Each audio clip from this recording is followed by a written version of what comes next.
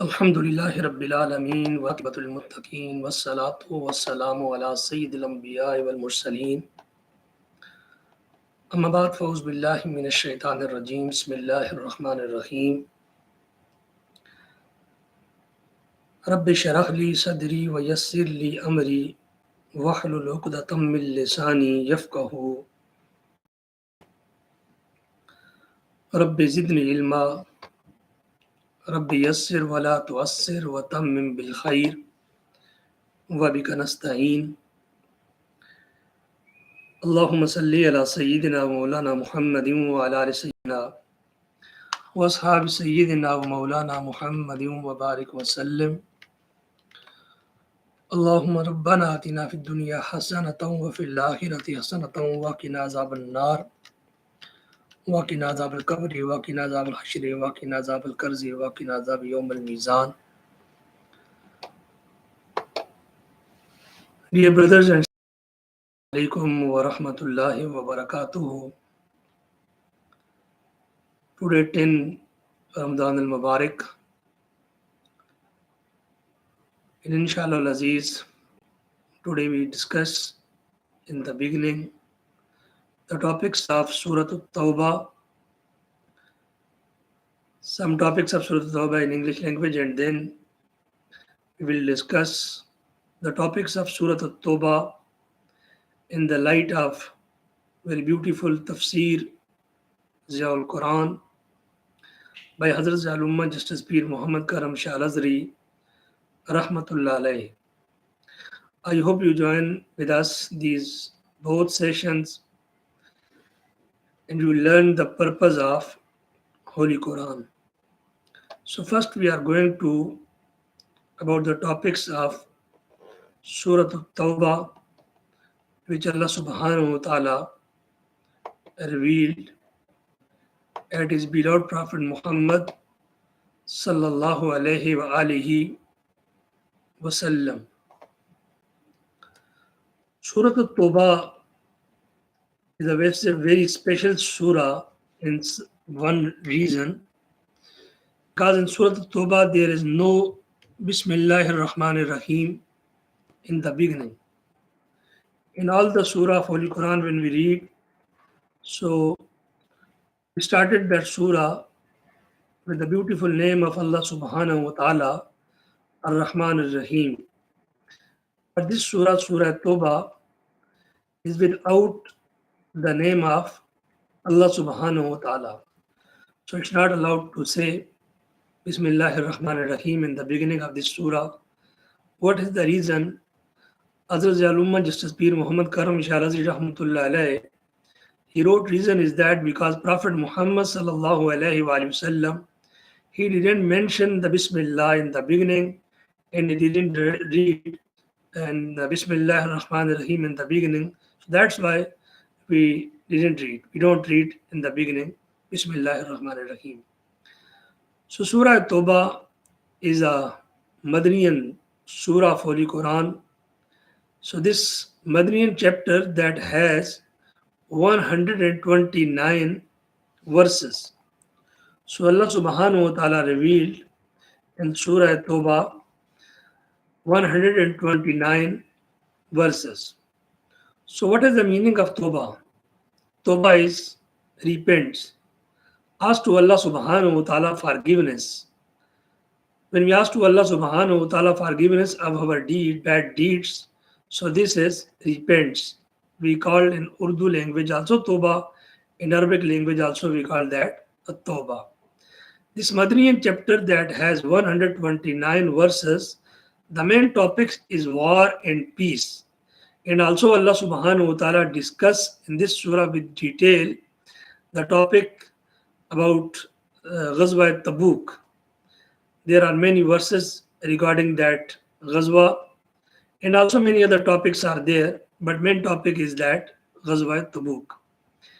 In summary of the chapters, verse number 1 to 12 are about the party of treaties and rules and regulations which must be strictly followed by Muslims unless the other party does not break them.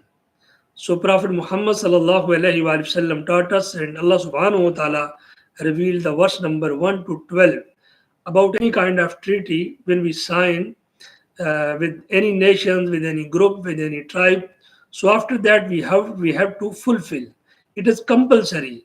If other group he break that treaty, then it's allowed. You can break. Otherwise, it's not allowed to break any kind of treaty. Which treaty? Allah Subhanahu wa Taala, uh, with which treaty we people signed. So these are the instructions in verse number 1 to 12.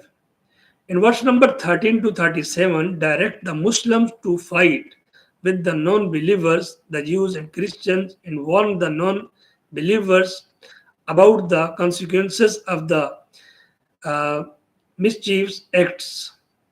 So, this is not every time we do like that. This is about special uh, teachings, special guidance, special instructions. When other groups fight with us, then Allah subhanahu wa ta'ala taught us we also have to fight. That time there is no any excuse. So when these people start fighting, so Allah subhanahu wa ta'ala taught us that time you people also do the fight. So verse number 13 to 37 direct the Muslims to fight with the non-Muslim believers. And verse number 38 to 70 are about rewards they will receive as promised by God if they take active part in conflict with disbelief. And because this is the criteria that distinguish the Muslims from hypocrites, and true Muslims should take part in jihad without caring about dangers. Because in these verses basically regarding Ghazwa Tabuk, because in Ghazwa Tabuk, when Prophet Muhammad sallallahu alaihi wasallam guide to Sahaba told to Sahaba Ikram, his companion for that battle. So all the Sahaba Ikram, without any excuse, they ready for that battle. Only there are three people, they left the battle, and after that Allah subhanahu wa ta'ala also discussed their story in these verses. But all the Sahaba Kiram, they say, Amanna wa Saddaqna. But hypocrites, they came to Prophet Muhammad sallam and told different excuses. Someone told, Ya Rasulullah sallam, my child is sick. Someone told, I don't have a horse. Someone told, my sword is not good. Different kind of excuses these people that time asked to Prophet Muhammad sallam. And Prophet Muhammad sallam, he knows everything. He said, okay.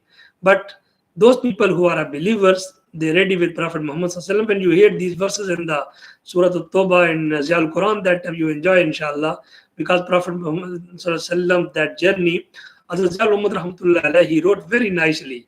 Very nice words are there.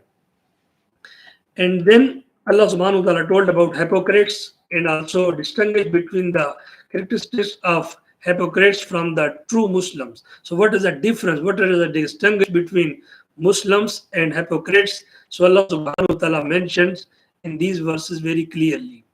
And these verses also provide the rules to govern the hypocrites and how we people behave with them. So Allah subhanahu wa ta'ala also taught us that rules.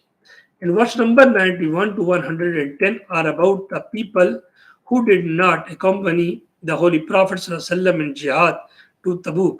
So in talk about the different categories of peoples who could not join the Prophet ﷺ. So these things Allah subhanahu wa ta'ala discussed from the verse number 91 to 110.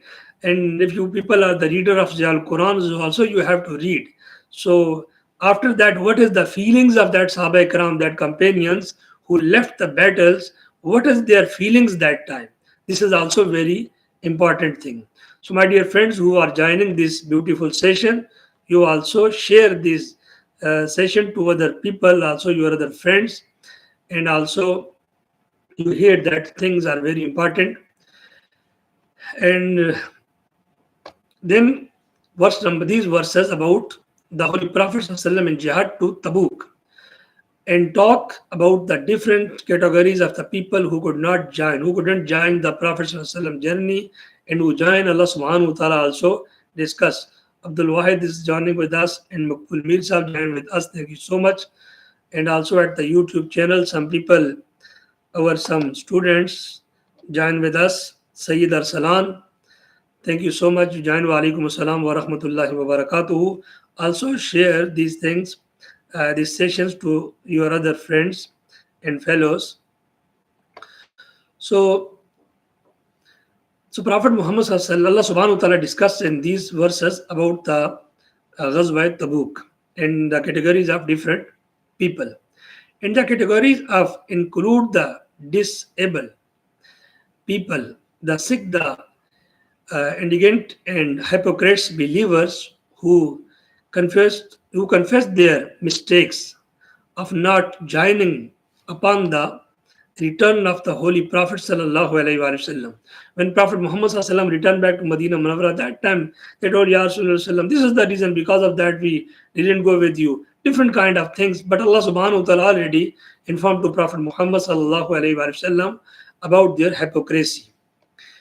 And verses number 111 to 118 are about the also characteristics of the believers, and they have been assured to have the help and the guidance from God.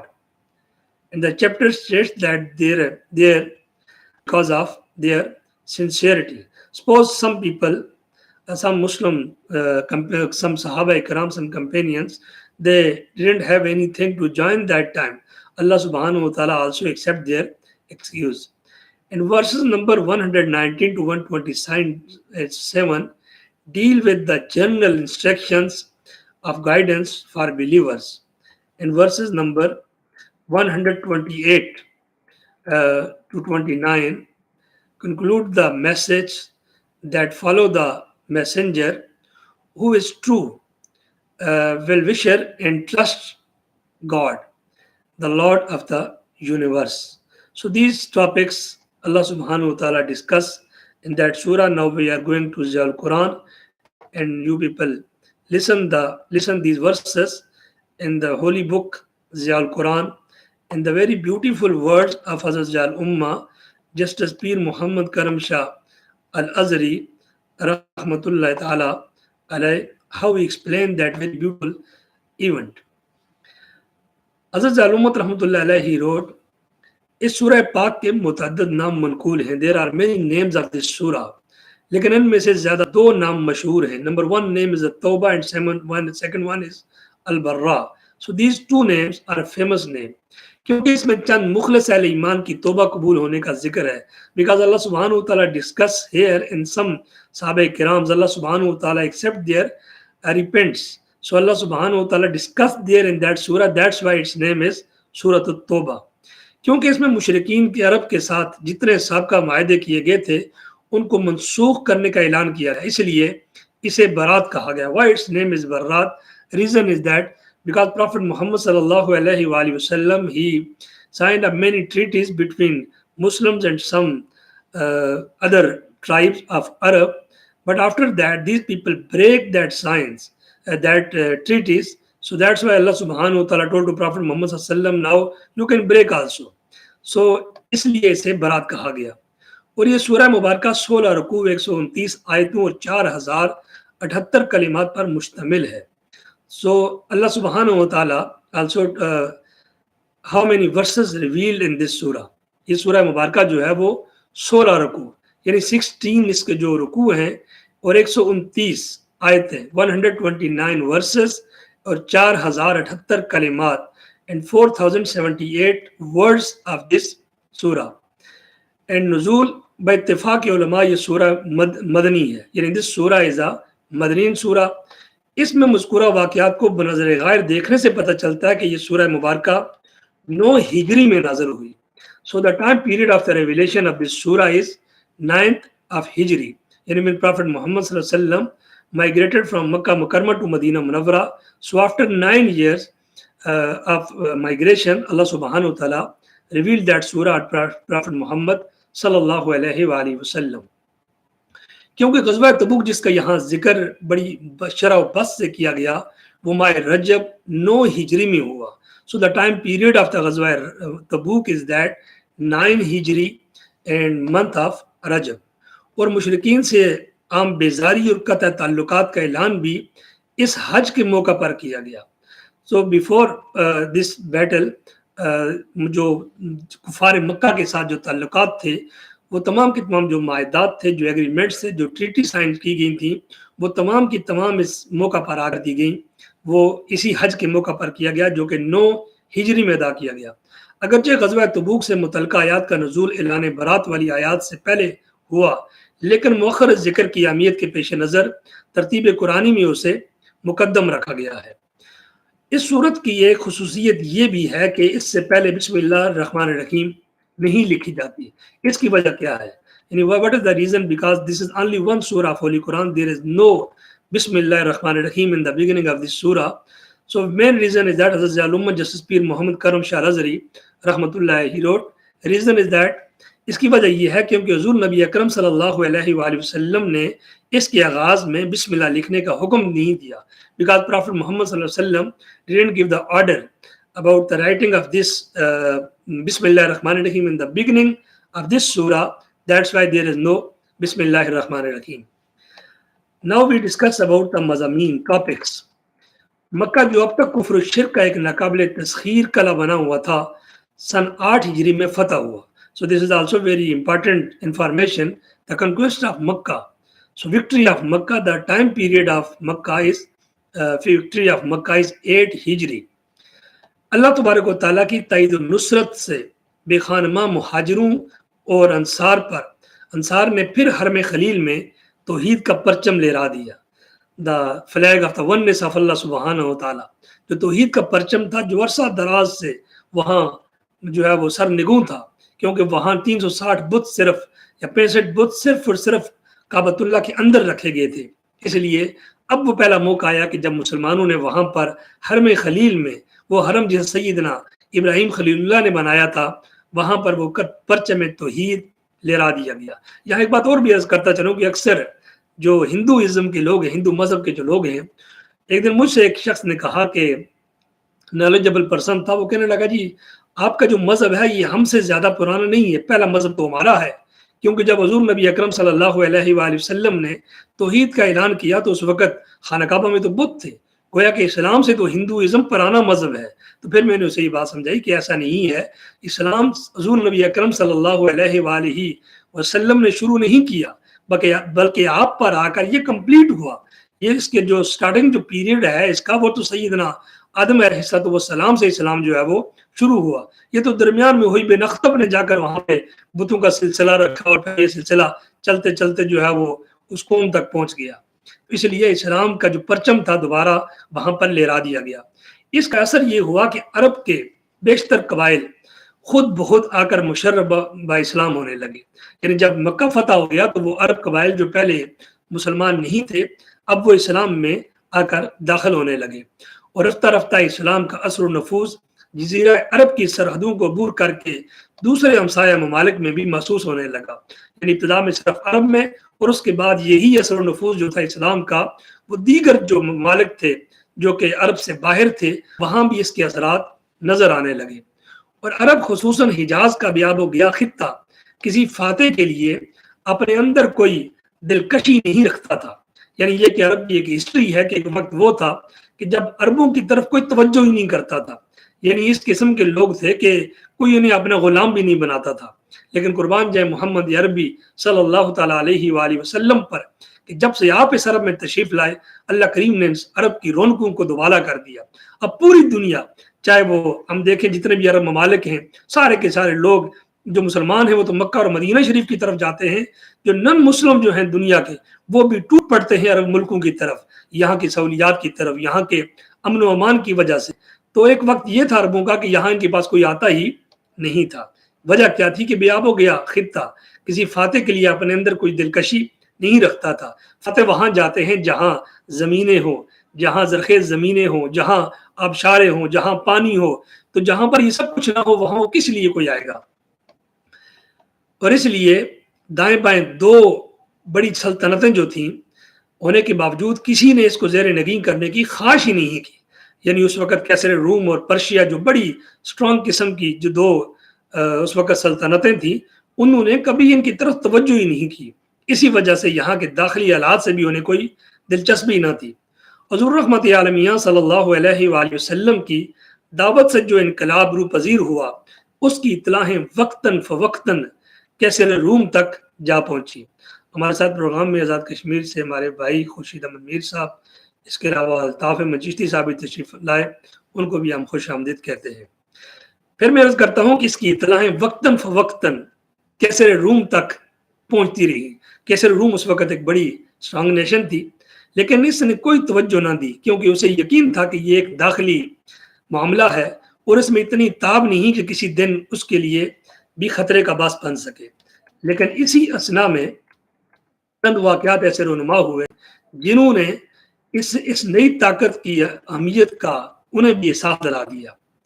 دوسرے بادشاہوں کی طرح حضور نبی اکرم صلی اللہ علیہ وآلہ وسلم نے بصرہ کے حاکم شرحبیل کی طرف بھی دعوت اسلام دینے کے لیے اپنا مکتوب مبارک جو ہے وہ ارسال کیا، اپنے قاصد کے ہاتھ روانہ کیا، لیکن شرحبیل نے اسے قتل کر دیا اور زیادہ طلح کے باشندے مدینہ طیبہ سے 15 مسلمانوں کو اپنے ہمراہ اس غرض کے لیے لے آئے کہ وہ انہیں دین اسلام سکھائیں گے، لیکن انہوں نے بھی غدر کیا، دھوکہ کیا، ڈیسیو کیا، فراڈ کیا اور مسلمانوں کو سوائے ایک کے سب کو شہید کر دیا۔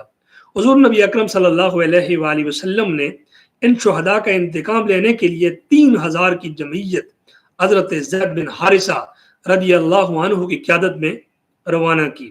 حضرت زید وہ تھے جو کہ حضور نبی اکرم صلی اللہ علیہ وآلہ وسلم کے لے پالک تھے، اڈاپٹڈ سن تھے، اور انہی کے بارے میں اللہ کریم نے پھر سورہ احزاب کی آیات بھی نازل کی اور پھر جو اڈاپشن کا جو قانون ہے وہ بھی بتایا، اور ساتھ ہی وہ واحد صحابی ہیں جن کا ذکر قرآن کریم کے اندر، جن کا نام لے کر ذکر کیا گیا۔ اس کے علاوہ کسی بھی صحابی کو اور نام قرآن کریم کے اندر نہیں ہے، صرف حضرت زید کا ہے۔ تو حضرت زید بن حارثہ کی قیادت میں شرحبیل کی 1,00,000 فوج کو لے کر مقابلہ کے لیے بڑھا۔ یعنی ایک طرف تصور کیجئے آج مسلمان کتنے ہیں اور مسلمان کس قدر کمزور بن کے بیٹھے ہوئے ہیں۔ ایک وقت وہ تھا کہ 3000 کا لشکر جرار مسلمانوں کا، اور مقابلہ میں شرحبیل 1,00,000 فوج کر لے کر مقابلہ کے لیے آ گیا۔ اور یہ صرف 1,00,000 نہیں تھی، آگے سنیے مزید۔ عزوز علومت جسٹس پیر محمد کرم شاہ لزری رحمۃ اللہ علیہ لکھتے ہیں، اور ہیراکل کا بھائی تھیوڈر بھی 1,00,000 کا لشکر جرار لے کر آ گیا اور اس کی امداد کو آ پہنچا۔ اب 3000 مجاہدین کے سامنے اب 2,00,000 فوج صف بستہ تھی۔ ہم تو ڈرتے تھے بھی کشمیر کے لیے جنگ کر دی تو پتہ نہیں ہمیں انڈیا کیا کر دے گا، اسلام کے لیے کوئی بات کر دی تو ہمیں دشمن کیا کر دیں گے۔ یہ تھے وہ مسلمان جن کا ذکر اللہ کریم نے قرآن کریم میں فرمایا کہ 3000 کا لشکر اور مقابلے میں 1 2 3 4 نہیں بلکہ 2,00,000 کا لشکر جرار ہے، جو جن کے پاس اسلحہ بھی ہے، سب کچھ موجود ہے۔ اور مسلمان بھی کب ٹلنے والے تھے؟ جنگ شروع ہوئی، یک کے بعد دیگرے 3 مسلمان جرنیلوں زید بن ثابت، جعفر بن ابی طالب اور عبداللہ بن رواحہ، زید بن ثابت اور عبداللہ بن رواحہ، یہ زید بن ثابت یہ وہ صحابی نہیں ہیں جنہوں نے بعد میں قرآن کریم کو کمپائل کیا، کیونکہ ان کی جو قرآن کریم کمپائل کرنے کا جو واقعہ ہے سیدنا ابوبکر صدیق رضی اللہ عنہ کے دور کا ہے، اس لیے یہ زید بن ثابت جو ہے یہ اور ہے۔ اور پھر جعفر بن ابی طالب اور عبداللہ بن رواحہ رضی اللہ عنہم نے جام شہادت نوش کیا۔ ان کے بعد حضرت خالد بن ولید، جنہیں سورڈ آف گاڈ، اللہ کی تلوار جنہیں سیف اللہ کہا جاتا تھا، اب انہوں نے اس لشکر کی قیادت سنبھالی اور آگے بڑھ کر اسلام کا جھنڈا تھاما، اور اس بے جگری اور جان بازی سے اپنے سے 66 گنا فوج کا مقابلہ کیا اور ان کے دانت کھٹے کر دیے۔ اب ہرقل کی آنکھیں کھلیں کہ عرب کے جن صحرا نوردوں کو وہ خاطر میں نہیں لایا کرتا تھا، ان کے بازو اتنے مضبوط اور ان کی تلواریں اتنی تیز ہیں کہ اس کی 2,00,000 فوج کو بھی انہیں وہ شکست نہ دے سکی۔ انہی دنوں یہ ایک اور واقعہ بھی پذیر ہوا کہ ہرقل کی عرب فوج کا ایک اعلیٰ افسر فروہ بن عمر جزامی مشرف بائی سلام ہو گیا۔ ہرقل نے اسے اپنے دربار میں طلب کیا اور کہا کہ یا تو اس نئے دین سے تائب ہو کر اپنا سابقہ مذہب عیسائیت قبول کر، ورنہ تمہارا سر قلم کر دیا جائے گا۔ اس نے بڑی خوشی سے جان دے دی، لیکن اپنے ایمان سے دستکش ہونا گوارا نہ کیا۔ اور آج ہم لوگ کیا کرتے ہیں؟ آج ہماری ملت کے نوجوان، ان کو ایک آفر ملتی ہے کسی بھی ویسٹرن کنٹری سے، قادیانیوں کی طرف سے، کہ آ جاؤ ہم تمہیں وزٹ ویزا دیں گے، تمہیں ہم پرماننٹ ویزا دیں گے، تمہیں ہم جاب دیں گے، تمہیں ہم شادی تمہاری کروائیں گے، تمہیں سارا کچھ دیں گے. ہمارا آج کا نوجوان ان کی ان آفرز کی بنیاد پر اپنا دین اسلام چھوڑ دیتا ہے. اور ایک طرف یہ عظیم الشان شخص تھا کہ جو کمانڈر تھا اپنی فوج کا، لیکن اس نے جان دے دی، لیکن اپنے ایمان کا سودا نہیں کیا. اور ایمان کے مقابلے میں دنیا کی کوئی بھی طاقت جو ہے وہ کوئی بھی قیمت نہیں ہے، کوئی بھی چیز قیمتی نہیں ہے جس قدر قیمتی ہمارا ایمان ہے. اس لیے ہمیں خیال رکھنا چاہیے ان چیزوں کا. اب یہاں پر مزید لکھا حضور سید ارجال امت رحمۃ اللہ علیہ کہ اس کو شہید کر دیا گیا. اس نے بڑی خوشی سے جان دے دی، لیکن اپنے ایمان سے دستکش نہ ہوا، نہ گناہ کیا. ان واقعات نے ہرقل کو چکنا کر دیا اور اس نے فیصلہ کر لیا کہ اب وہ آج ہی مسلمانوں کی ہر لحظہ بڑھتی ہوئی قوت کو کچل دے گا. چنانچہ زور و شور سے جنگ کی تیاری شروع کر دی اور خود بڑھ کر مدینہ منورہ پر حملہ کرنے کے لیے پر تولنے لگا. رسول عربی صلی اللہ علیہ وآلہ وسلم کی نگاہ دوربین دور افق پر نمودار ہونے والے فتنہ و فساد کے بادلوں کو کیسے نظر انداز کر سکتی تھی. چنانچہ حضور نبی اکرم صلی اللہ علیہ وآلہ وسلم نے بھی شام پر چڑھائی کا عزم کر لیا. حالات بڑے ناسازگار تھے. احباب گرامی قدر، یہ جملے سننے والے ہیں مسلم صحابہ کرام کے جو ایمان ہیں، ان کے ایمان کو دیکھیے اور رشک کیجئے. اور آج وہ بدبخت لوگ جو کہ اللہ کے نبی صلی اللہ علیہ وآلہ وسلم کے صحابہ کرام کے بارے میں بک بک کرتے ہیں، ان کو دیکھیے اور ان لوگوں کی طرف دیکھیے کہ یہ کس قسم کے عظیم صحابہ کرام تھے. کریم صلی اللہ علیہ وآلہ وسلم کے ان جانصاروں کی عظمتوں کی کیا کہنے، اور اللہ کے نبی صلی اللہ علیہ وسلم کے عاشق رسول حضرت سید ارجال امت رحمۃ اللہ علیہ نے بڑا ہی خوبصورت نقشہ کھینچا ہے. یہ نقشی باتیں جب انسان پڑھتا ہے تو یوں لگتا ہے کہ انسان اس زمانے کے اندر داخل ہو گیا ہے. اب رقم تراز ہیں، آپ لکھتے ہیں یہاں پر، فرماتے ہیں کہ حالات بڑے ناسازگار تھے. ملک میں کم قحط سالی کا دورہ تھا، گرمی کا موسم تھا، چلچلاتی دھوپ اور جلس دینے والی غضب ڈھا رہی تھی. ریتلی زمین تانبے کی طرح تپ رہی تھی. صحابہ کرام فرماتے ہیں جب جہاد پر جانے کا حکم ہوا تو شدت کی گرمی تھی. باغات میں کھجوریں پک رہی تھیں اور کھجوریں کھانے، ٹھنڈا پانی پینے، گھنے سائے میں بیٹھنے اور آرام کرنے کے دن تھے. یہ وہ دن تھے جس وقت غزوہ تبوک کا حکم ہوا. جب جنگ کی تیاری کا حکم ہوا تو مردان وفا کیش تو بلا تمل تعمیلی حکم کے لیے حاضر ہو گئے اور ہر ایک نے ایک دوسرے سے بڑھ چڑھ کر مالی امداد بھی کی. عورتوں نے اپنے کانوں کی بالیوں اور گلے کے ہار اتار کر پیش کر دیے. یہ تھا وہ جذبہ جو اب مسلمانوں میں ختم ہو چکا ہے، اور ختم ہونے کی وجہ ہمارے حکمران ہیں کہ لوگ ان کو دیتے ہیں. یہ ظالم صرف اپنی تجوریاں بھرتے ہیں، یہ ملک کے اوپر نہیں لگاتے. نتیجہ یہ ہے کہ آج لوگ ان پر ٹرسٹ نہیں کر رہے، آج عوام ان پر ٹرسٹ نہیں کرتی. وہ مشکل ترین حالات میں ہوتی ہے لیکن لوگ ان کو پیسے نہیں دیتے. اور یہاں دیکھیے جذبہ کیا ہے صحابہ کرام کا. فرماتے ہیں کہ عورتوں نے اپنے کانوں کی بالیوں اور گلے کے ہار اتار کر پیش کر دیے. حضرت عثمان رضی اللہ عنہ اور حضرت عبد الرحمن ابن عوف رضی اللہ عنہ نے ہزارہا اشرفیاں لا کر قدموں میں ڈھیر کر دی، اور حضرت صدیق اکبر رضی اللہ عنہ نے اپنی عمر بھر کا اندوختہ اٹھا کر بارگاہ مصطفیٰ صلی اللہ علیہ وآلہ وسلم میں حاضر کر دیا. لیکن ان سرفروشوں اور جانثاروں کے علاوہ یہ اور عناصر بھی تھے. ایک عنصر منافقین کا تھا، جو ہیپوکریٹس تھے، منافقین تھے. وہ بلا کب ان زحمتوں اور صعوبتوں کو گوارا کرتے، وہ کب ان تکلیفوں کو برداشت کرنے والے تھے.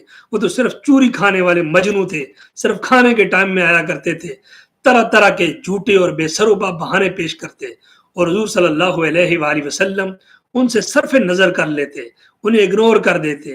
اور سب سے بڑی بدبختی انسان کی یہ ہے کہ تاجدار انبیاء صلی اللہ علیہ وآلہ وسلم کسی کو اگنور کر دیں.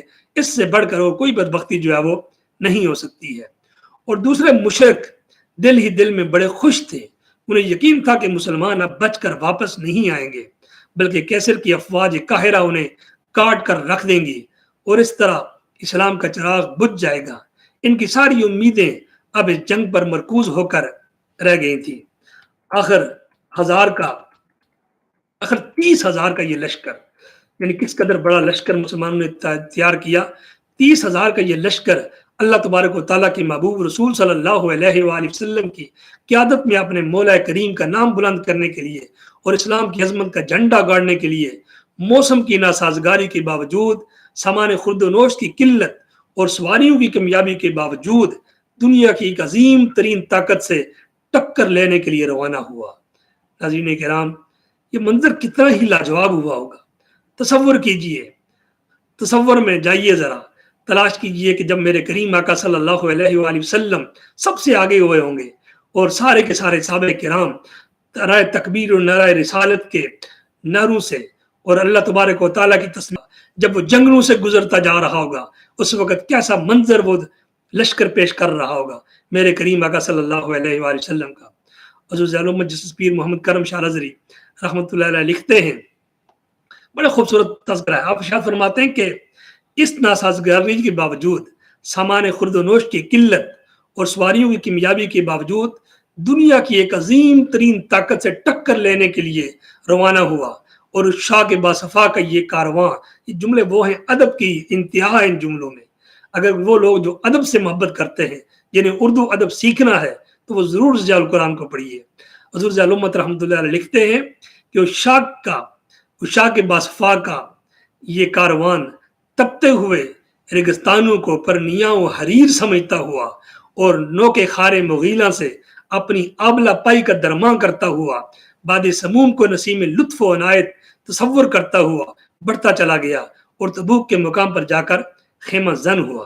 یہاں کچھ الفاظ بڑے مشکل ہیں، وہ میں عرض کر دیتا ہوں کہ نوک خار مغیلہ سے اپنی آبلہ پائی کا درماں کرتا ہوا۔ آپ جانتے ہیں کہ عرب میں جو پھول بھی ہوتا ہے اس کے ساتھ بھی کانٹے ہوتے ہیں، جو ڈیزرٹ میں ہوتا ہے۔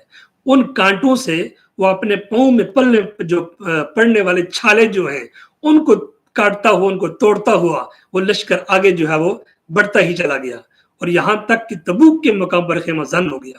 اب کیسر کو جب اطلاع ملی تو جن کو وہ صف ہستی سے مٹانے کے خواب دیکھ رہا تھا، وہ حملہ کی تیاریاں کر رہا تھا، وہ جوان مرد اپنے فقر و درویشی سے مسلح ہو کر اس کی طاقت و سطوت کو اس کے اپنے ہی ملک میں اور اس کے اپنے ہی گھر میں ہمیشہ کے لیے مٹانے کے لیے آگے ہیں، للکارنے آگے ہیں۔ اس نے مسلط اسی میں دیکھی کہ اپنی فوجوں کو سرحد سے ہٹا لے اور اپنے شہروں میں کلا بند ہو جائے، یعنی اپنے ہی ملک میں انہوں نے اس کو جا کر محصور کر دیا۔ نبی مکرم صلی اللہ علیہ وآلہ وسلم نے 20 روز تک وہاں قیام پذیر رہے، اور اس عرصہ میں ارد گرد کی چھوٹی چھوٹی ریاستوں نے انہوں نے ان کو اپنا باجگزار بنا دیا، یعنی انہوں نے جزیہ دے کر ساتھ شامل ہو گئے وہ لوگ۔ چنانچہ جرحا، ازرا اور عمان کے لوگوں نے جزیہ دینے پر صلح کی۔ ایلیا کا عیسائی حکمران یوحنا دربار رسالت میں آ کر صلح کا ہاں ہوا اور 300 دینار سالانہ ادا کرنے پر مصالحت کی۔ دومت الجندل کے عیسائی حاکم مقیدر پر حملہ کرنے کے لیے حضرت خالد کو روانہ کیا گیا، چنانچہ وہ اس کو قید کر کے اور بہت سا مال غنیمت لے کر واپس آئے۔ یہ حضرت خالد بن ولید سپہ سالار تھے۔ لیکن آپ کو یہ بھی دلچسپ بات بتاؤں کہ جہاں قانون کی حکمرانی ہوتی تھی، وہاں سپہ سالار کی جو عظمت تھی وہ بھی آپ دیکھیے، اور قانون کی پاسداری بھی دیکھیے کہ ایک جنگ میں سیدنا فاروق اعظم اللہ عنہ نے حضرت خالد بن ولید جو کہ ناقابل شکست تھے، جو کہ سیف اللہ تھے، ان کو کوئی شہید نہیں کر سکتا تھا، وہ خالد بن ولید جو سپہ سالار تھے، سیدنا فاروق اعظم رضی اللہ عنہ نے ان کو تبدیل کیا، اور تبدیل کر کے ایک اور سپاہی کو آپ نے کمانڈر ان چیف بنایا، اور قربان جاؤں صحابہ کرام کی عظمتوں پر کہ خالد بن ولید نے بنا کچھ کیے، بنا کچھ بولے، آپ ایک عام سپاہی کی طرح لڑے، اس لیے کہ ان کا مقصد جہاد فی سبیل اللہ ہوتا تھا، ان کا مقصد اسلام کی سربلندی ہوا کرتا تھا۔ تو یہ وہ خالد بن ولید ہیں، انہوں نے جس کے پاس بھیجا تھا حضرت محمد عربی صلی اللہ علیہ وسلم نے، انہوں نے اس حکمران کو ہی وہاں سے اٹھا کر آپ لے آئے، اور ساتھ بہت سارا مال غنیمت بھی آپ لے کر آگے۔ اگرچہ روم کے ساتھ جنگ نہیں ہوئی، لیکن اس مہم سے اسلام کی ترقی میں بڑی مدد ملی۔ تو یہ ہمارے اسٹوڈنٹ جنہوں نے ایگزام دینا ہے، جنہوں نے مقابلے کی ایگزام میں جانا ہے، اکثر اوقات یہ پوچھا جاتا ہے کہ غزوہ تبوک میں کتنے مسلمان شہید ہوئے، یا مخالف دشمن جو ہے وہ کتنے مرے۔ تو یہ بات یاد رکھیے کہ غزوہ تبوک میں جنگ نہیں ہوئی تھی، بس یہ قرب و جوار کے جو علاقے تھے اس میں جو معاملات ہوئے تو ہوئے، باقی رومی فورس کے ساتھ جو ہے وہ کسی قسم کی جنگ وہاں پر شامی فورس کے ساتھ جنگ نہیں ہوئی تھی۔ اب اس کے بعد فرماتے ہیں جی کہ سلطنت روم کی سرحد کے ساتھ ساتھ جتنے عرب قبائل تھے وہ یا تو مسلمان ہو گئے یا باج گزار بن گئے۔ اس طرح عرب کی یہ سرحد دشمن کے الغار سے محفوظ ہو گئی۔ نیز کیسر اور اس کے عوان و انصار کی یہ غلط فہمی بھی دور ہو گئی کہ مسلمان ایک ترن والا ہے۔ مسلمان ترن والا تبھی بنتا ہے جب وہ اپنی غیرت بیچ دیتا ہے۔ جب تک مسلمانوں کے اندر غیرت باقی رہتی ہے اس وقت تک مسلمانوں کو کوئی بھی جو ہے وہ ہرا نہیں سکتا، اور پھر جب ان کی مرضی ہوگی وہ انہیں نگل جائیں گے۔ اس کے علاوہ تمام عرب قبائل پر مسلمانوں کی ہیبت چھا گئی، اور بیچارے منافقین اور اسلام کے تمام بدخواہوں کی آرزوؤں پر تو پانی پھر گیا، اور بڑی مدت کے بعد انہیں جو امید کی کرن انہیں افق پر نظر آئی تھی وہ بھی مایوسی کے گپت اندھیروں میں گم ہو کر رہ گئی۔ غزوہ تبوک کا ایک فائدہ یہ بھی ہوا کہ جو اپنی اہمیت میں کسی سے کم نہیں کہ منافقین بے نقاب ہو گئے، اور جو مراعات ان کے ساتھ پہلے روا رکھی جاتی تھی ان سے وہ محروم کر دیا گیا۔ تو ناظرین، سب سے بڑی کوئی بھی قوم ہو، چاہے وہ کسی بھی درجے کی قوم ہو، جب تک وہ اپنے اندر چھپے اغیار کے دشمنوں کو ڈھونڈتی نہیں ہے اس وقت تک وہ قوم کبھی کامیاب نہیں ہوتی۔ جب ان دشمنوں کو وہ جان لیتی ہے پھر ان کا کلکمہ کرنے کے بعد ہی اللہ کریم انہیں فتح اور نصرت سے ہمکنار کرتا ہے۔ اور دوسرا اہم ترین واقعہ جس کا ذکر اس صورت میں کیا گیا وہ ہے مشرکین اور کفار کے ساتھ کیے گئے معاہدوں کی تنسیخ، ایگریمنٹ، جو آپ صلی اللہ علیہ وسلم جو ٹریٹی سائنس کیے ہوئے تھے۔ حضور صلی اللہ علیہ وآلہ وسلم نے ہمیشہ کوشش فرمائی کہ تمام غیر مسلم قوموں کے ساتھ صلح اور سلامتی سے رہیں۔ یعنی اگر کوئی حکمران صلح اور سلامتی کی بات کرتا ہے اس کے پیچھے ہمیں نہیں پڑ جانا چاہیے، اس لیے کہ اسلام کا درس یہ بھی ہے، اور اسی مقصد کے لیے ان کو فائدے کیے گئے، لیکن فریق ثانی نے ان کو پورا کرنے کی کوشش نہیں کی، اور جب کبھی موقع ملا تو عہد شکنی کر دی۔ اسی سال ماہ ذی-القعدہ میں مسلمانوں کا ایک قافلہ حج کے لیے روانہ ہوا۔ امیر الحج سیدنا صدیق اکبر رضی اللہ عنہ تھے۔ اس قافلہ کی روانگی کے بعد اس سورت کی ابتدائی آیات نازل ہوئیں، کیونکہ مجمع عام میں ان کا اعلان کرنا ضروری تھا، اور حج کے موقع پر عرب کے اطراف و اکناف سے لوگ جمع ہونے والے تھے۔ اس لیے حضور نبی اکرم صلی اللہ علیہ وآلہ وسلم نے حضرت سیدنا علی کرم اللہ وجہ الکریم کو پیچھے روانہ فرمایا تاکہ حج کے روز یہ اعلان عام کر دیا جائے۔ لیکن یاد رہے کہ تمام کفار سے کیے گئے معاہدوں کی تنسیخ نہیں کی جا رہی، بلکہ ان قوموں کے معاہدوں کی تنسیخ کا اعلان کیا جا رہا ہے جنہوں نے پہلے عہد شکنی کی۔ چنانچہ آیت نمبر 4 میں اس کی تصریح موجود ہے۔ تو گویا کہ یہاں یہ بتایا جا رہا ہے کہ مسلم جب بھی کسی سے کوئی ایگریمنٹ کرے، کوئی ٹریٹی سائن کرے، تو جب تک مد مقابل خود نہ توڑے مسلمانوں کو توڑنے کی اجازت نہیں ہے۔ اب جب کہ عرب کے طول و عرض میں اسلام کا پرچم لہرا رہا تھا، ضروری تھا کہ کعبہ مقدسہ سے کفر کی تولیت ختم کر دی جائے اور اہل ایمان کو اس کا متولی بنایا جائے۔ چنانچہ یہ حکم بھی فرما دیا کہ آج کے بعد مسلمان ہی کعبہ اور مسجد حرام کی خدمت سر انجام دیا کریں گے۔ ابھی تک مشرکان میں کعبہ میں آ کر اپنی سابقہ مشرکانہ رسوم ادا کیا کرتے تھے۔ اب یہ کیوں پر مناسب تھا کہ اسلام کے برسر اقتدار آ جانے کے بعد بھی اس حریم قدس میں مشرکانہ رسوم ادا ہوں، جس سے اس کی تعمیر کرنے والے نے محض اس لیے تعمیر کیا تھا کہ اس میں خدا واحد کی عبادت کی جائے۔ اس لیے اس سال اس کی بھی ممانعت کر دی گئی۔ انہی امور کے متعلق ضمنی باتیں اور بھی ہیں، اپنے اپنے مقام پر وہ تمام کی تمام ذکر کی گئی ہیں۔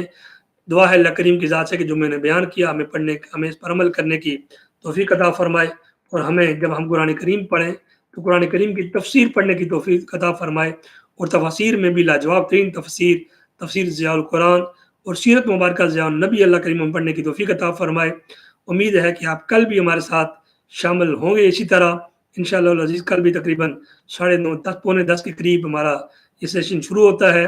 پہلے ان آیات بینات کا جو مفہوم ہے، ٹاپکس جو ہے وہ انگلش میں بیان کیے جاتے ہیں تاکہ ہمارے وہ اسٹوڈنٹ جو یہاں کے ہیں انہیں فائدہ ہو، اس کے بعد ہمارے ہم وطن جتنے بھی ہیں ان کے لیے پیش کی جاتے ہیں۔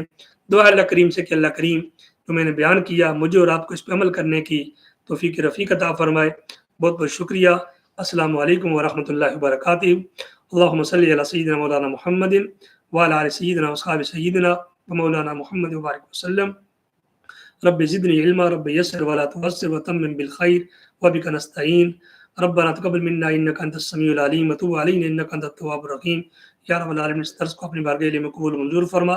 یا رب العالمین اپنی رضا کے لیے یہ دینے کی توفیق عطا فرما۔ یا رب العالمین اس کو عوام کے دلوں میں، عوام الناس کے دلوں میں جگہ عطا فرما۔ یا رب العالمین یہ پیغام جو میں پہنچا رہا ہوں رب کائنات زیادہ سے زیادہ لوگوں تک اس کو پہنچانے کے اسباب مہیا فرما. ربنا تقبل منا انک انت السمیع العلیم وتوب علینا انک انت التواب الرحیم.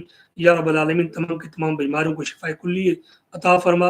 تمام فوت شدگان کو جنت الفردوس میں اعلیٰ مقام عطا فرما. ہمارے والد محترم اور تمام جتنے بھی رشتہ دار اور فوت ہوئے رب کائنات سب کو جنت الفردوس میں اعلیٰ مقام عطا فرما. عالم اسلام کے جتنے بھی لوگ دنیا سے رخصت ہو گئے، جتنے کلمہ گو رخصت ہوئے رب کائنات سب کو جنت الفردوس میں اعلیٰ مقام عطا فرما. ہمارے ملک پر رحم فرما. ہمارے ملک میں جو افرتفری ہے رب کائنات اس کو دور فرما، اور جو بے برکتی ہے اس کو دور فرما، اور اچھے حکمران عطا فرما. اور رب کائنات ہم یوں ہی میں بیٹھے مالک الملک، اس ملک پر مزید کرم فرما. اے میرے مالک، جس طرح یہ ملک ہم سب کی روزی ہمیں مہیا کرتا ہے، اے میرے مالک ہماری روزی کا جو ذریعہ بنا ہوا ہے، اے رب کائنات اس ملک کی کرم فرما. جو امن و سکون، جو محبت، جو بھائی چارہ انہوں نے ہم لوگوں کو یہاں دیا ہوا ہے کہ ہم اس ملک کو اپنے ملک کی طرح یہ امن و امان سے رہتے ہیں، میرے مالک اس کے اس امن و امان کو ہمیشہ ہمیشہ قائم اور دائم رکھ. ربنا تقبل منا انک انت السمیع العلیم وتوب علینا انک انت التواب الرحیم برحمتک یا ارحم.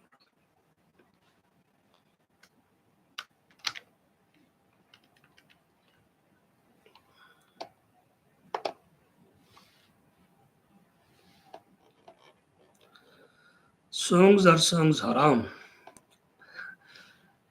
Yes, Sayyid Arsalan Shahzab. Any kind of song, if that is like, if after listening you feel something bad and bad attractions, if it will come into your mind, so this is 100% haram. But sometimes people hear like any national anthem or different anthem about country that encourage yourself for jihad. This is not haram. Like Qawwali also, we people also listen the Qawwali. This is also with music, but we listen that Qawwali because there are some hadiths of Prophet Muhammad Sallallahu Alaihi Wasallam. Inshallah, when I will explain Surah Al-Luqman, so you join that session. I will explain with detail, inshallah. It's there. Okay. Walaikum salam wa rahmatullahi wa barakatuh. Generally, you came too much late. Thank you so much. You came, but you came too much late. Okay. Next time you will come at the time. Allah Hafiz. Assalamu alaikum wa rahmatullahi wa barakatuh. Inshallah, we will meet tomorrow, inshallah. Everyone try to come at almost 9:30, 9:35, 9:40.